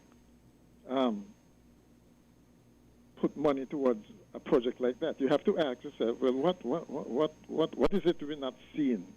So if you look at the wording, as you said, it's a study. Now, if you're doing a study and you have all the information, it's not going to cost you very much to do that study. But that study is going to bring in $40 million US. Who's going to pay for that? How is that money going to come? Is this going to be passports? I mean, that's all I could say. I mean, how else do you think it's going to pay for a study? And how many studies does the government have? And they just have them in a folder and they put them on the shelf. But if we're going to follow that way of thinking, then it means that we're hearing we want to become more diverse and have more different options, but yet still we're walking down the same road. But ideally, you would expect, as he mentioned, an offer of a partnership. I mean, there's something that's there that Kittitians can be proud of, okay? We look at how it developed, and to what it is now.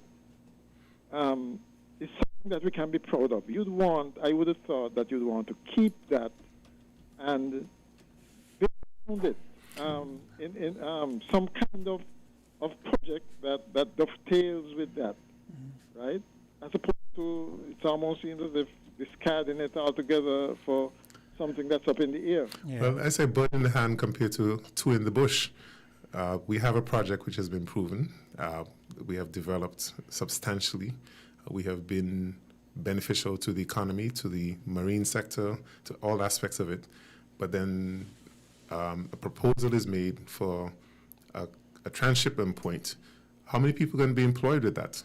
How is that going to benefit St. Kitts? Why not go to, for example, I'm just calling a random place, La Valley. That whole area is very big. It's next to the ocean. You don't have to cross the main road. A pier could be made. It's not next to a World Heritage Site, so having a container park there would not be a problem. Right. But then you'll still maintain the existing business you have or entity, being St. Kitts Marine Works. Plus it's closer to station, bunkering facilities, and so on. Exactly. Right? I mean, so if you're developing, don't mash up the one thing that's working to say try to build something else. Try to use another spot and build something else. Right. Yeah, develop. By the way, we used to have that boat building thing down there, the Irish Town, Bay Road area there. Yeah. Do you envisage getting back into actually building yachts? So what we have done that. Dougie Brooks, which is the main builder down on the Bay Road there, like you said, he built boats in the dome. The party boat that was built down there in the dome as well. So the opportunities are there, but I can't do everything. I like to say I have a facility and I facilitate people. Ray came to me and said he wants to build a boat. I gave him the shed and I gave him all the things, the specs and what I could lift. And he went and he built a party boat right there in St. Kitts. Whenever there's any maintenance, he comes. I'm sure if I have to bring him here and ask him what he'll do if there's no St. Kitts Marine Works, he'll probably hold his head because to move that boat a distance away is challenging. But once again, I welcome people who are in the industry if they want to do it. I facilitate, I give them space to work. Many people, remember I said there are 90 people directly and indirectly employed. Let's take some fiberglass people. Let's call Nature. Nature is a guy, he'll have about 7 or 8 people working with him. He does fiberglass work, he does painting. He's a subcontractor. Yamo, same thing. When people come in with work, we'll give it to him. So these opportunities there. Somebody wants to build a boat now. They could say, Reg, I need to rent a small piece of your area to build a road. Could I get underneath your shed so the fiberglass doesn't get wet? I say, of course. And then they could rent it, they could build a boat, and that's an industry that's here in St. Kitts already. Okay. I wondered if you and this might be a bit ticklish for you. Don't have to answer it if you don't want to. I recall you were supposed to have done something in Christoph Harbor, and the contract was suspended or thing because they went to St. Martin because you could not deliver. What was the could be that has had a lasting impact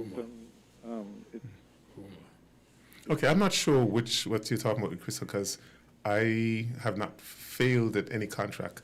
The contract I had with Christoph Harbour, it came to an end because I was dredging. I was getting paid according to the volume of material I dredged. But what happened in the pond, as I dredged it, the pond was slopping back in. So if I dug a hole and it filled back in, when they measured, it showed that I didn't dredge any material. So what I did, I dredged material and put it on the barge. Then I showed the volume of material to confirm the amount of material I dredged. And let's call a number. Let's say I had 10 cubic yards on the barge. When they measured it, they measured 2 cubic yards that was taken out because the rest of the material slopped back in. And it was not feasible for me to continue. That's when I had to take them to court. And that's when a court settlement was done and promises to be paid were made. If that's the only thing I could think of. There was another company that came in and tried to do it, and they too had to leave because they had the similar problem. Okay, well, you mentioned, or was it Mr. Skeet, about the fact that how come people are not outraged to protest against what's been happening? I think it's because people don't know, right? And so they can't relate, right? But, I mean, certainly something like this is certainly worth some kind of activism because it goes to the heart of who we are. Are we going to be forever looking overseas for investment? And the thing about it is they come and use our money, our resources, our capital. But they use our local people as well. You know, are we going to be forever doing that? I mean... I think I have one thing to say, and I think I'm very strong, but there are a lot of underwater tides pulling, and I think people are afraid of victimization. They're afraid to talk because they'll be sidelined, they'll be marked, and it's not easy. I'm telling you from firsthand, it's not easy being able to talk out. I'm not talking out loud, and I'm still getting major pushback.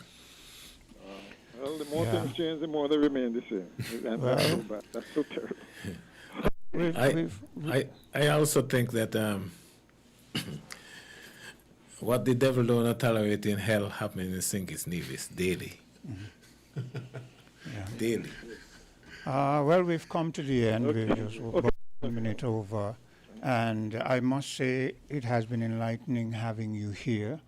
I have the bits and pieces that I read for you was from a communique, and in scrutinizing it, I realized that it is the very same thing that Hortensio read this morning, okay? But I just picked out certain pieces of it, right? Well, thanks for coming here.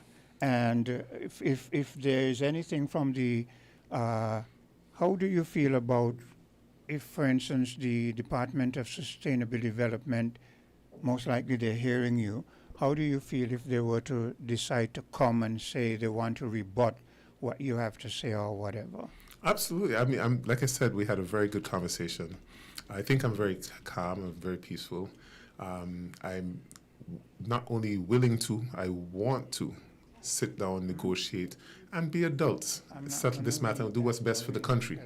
It was read before. Yeah. So, I'm very happy. Thank you for having me. It's been. I'm happy for the opportunity for people to hear. I have not been able to say everything, but I think I said some of the most important points so everyone could understand what's going on.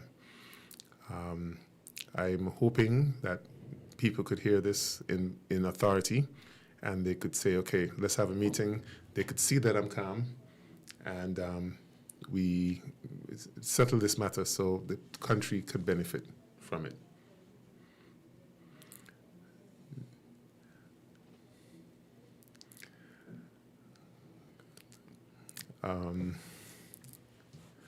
Well, I see he's been a little bit distracted, so I don't know if anyone has any questions. They could always reach out to me. I think I'm very accessible. WhatsApp is always the best way to reach me. I travel a lot to do things for the country. Thank you. So thank you. Okay, yeah, thank you. He's gone. I'm not sure what's happening.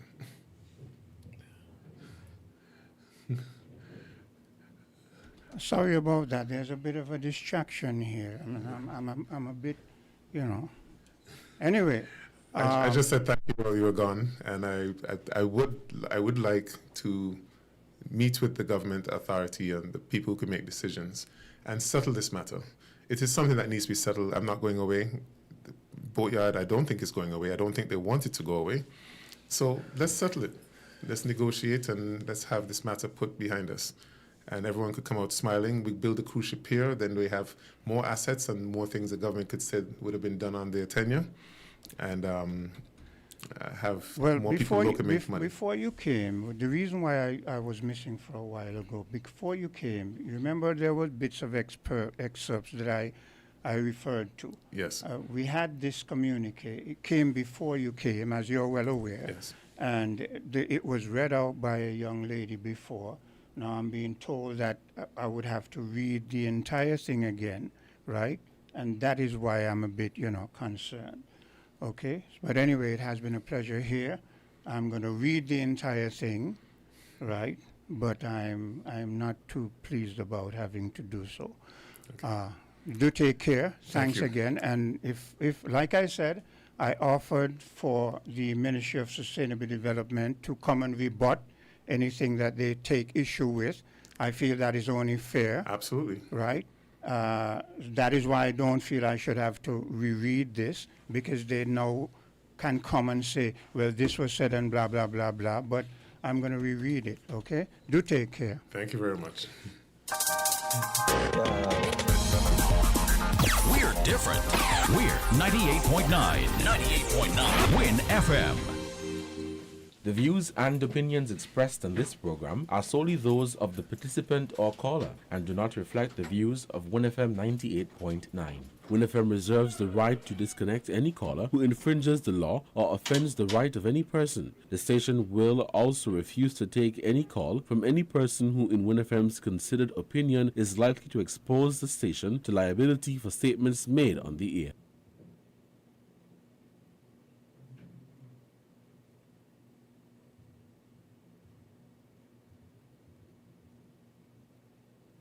You're in tune to WinFM 98.9, downtown Boston, and the Federation of St. Kitts and Nevis. This is a communique that came in just before or just about the time that Mr. Francis was coming in. I did not have the chance to sort of review it, which I would have liked to be able to do so. That is why I'm kind of reluctant to have to, because I was not able to scrutinize it before. But anyway, it reads this way. Let me see here. Boston St. Kitts, February the 25th, 2026, the Ministry of Sustainable Development categorically occupied by his company at the New Guinea Industrial or Commercial Development. Despite the respectful tone of the meeting, the ministry has since become aware of disinformation being disseminated by Mr. Francis, which distorts the factual or legal position. The public is therefore advised to the following facts. The St. Kitts Marine Works Limited has been operating its business at New Guinea Industrial and Commercial Development since approximately September 2026. St. Kitts Marine Works Limited has occupied approximately 15.21 acres of Crown lands for nearly 20 years and now occupies approximately 26.68 acres of Crown land, without paying rent for the land. St. Kitts Marine Works Limited has also constructed and utilized a seawall and berthing facility on the adjacent seabed without entering into any seabed lease or payment rent for use of the seabed. Bear with me as I'm scrolling down, and this is in very, very fine print. St. Kitts Marine Works Limited has also constructed okay, I read that just before. In January 2021, the ministry entered into a land purchase agreement with Mr. Reginald Francis for 26.68 acres at a concessionary purchase price of EC $6,013,898 when it comes to fine print. The January 2021 agreement by further provides that purchase sugar 7 at 12% per annum, despite occupying an entire 26.68 acres for business operation. Only a partial deposit of EC $50,000 was paid toward the purchase price in February 2021. No further monies were paid to the government pursuant to the January 2021 agreement. The St. Kitts Marine Works Limited therefore owes the government and people of St. Kitts and Nevis EC $13,284,092.75 as at February 23, 2026, pursuant to the January 21st agreement. Further, St. Kitts Marine Works Limited has not only occupied the 26.68 acres parcel agreed to be allocated. Instead, it has encroached on some of 16 adjacent commercial lots which were allotted within the New Guinea industrial and commercial development, to the detriment of those other landowners who have complied with their obligations. St. Kitts Marine Works Limited has also sued the government twice in recent months to seek payment of storage and related fees for three vessels stored at its boatyard, which sits on Crown lands. These facts were documented in the official records of the Ministry and the Department of Land and Surveys. The government current position to seek regulations of the aforesaid lands is neither arbitrary or punitive. This part I did read before. This is what I did the excerpt from when the questions that I asked of Mr. Francis.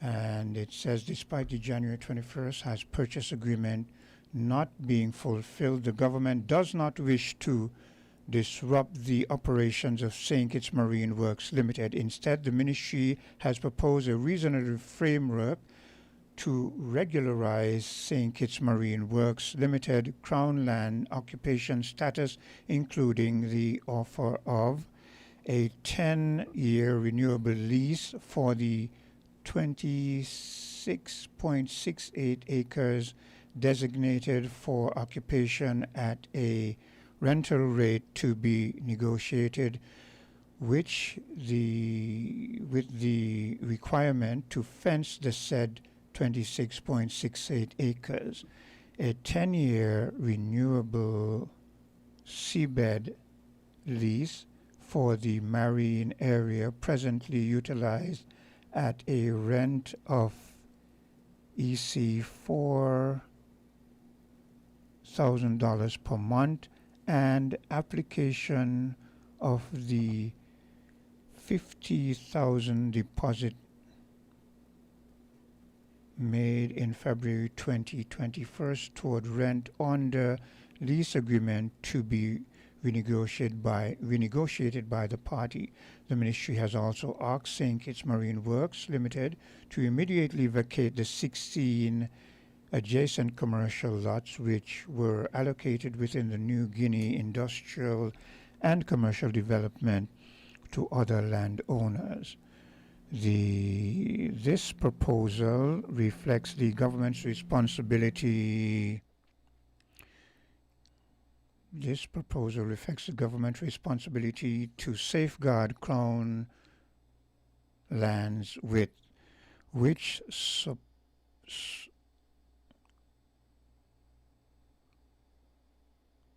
The proposal reflects the government's responsibility to safeguard Crown lands while supporting continued economic activity.